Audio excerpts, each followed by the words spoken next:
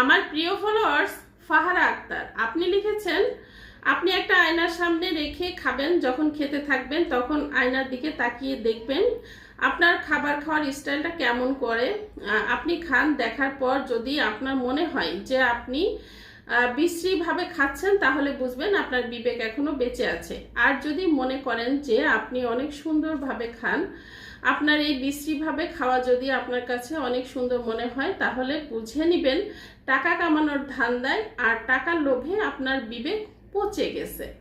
আচ্ছা, আপনি হয়তোবা জানেন না, এই যে সামনে আয়না, আমি আয়নার সামনেও খেয়ে দেখেছি। আর আমার আয়নার সামনে খাওয়ার কোনো দরকার নেই, কারণ আমার পেজে ফলোয়ার আছে 1,32,000।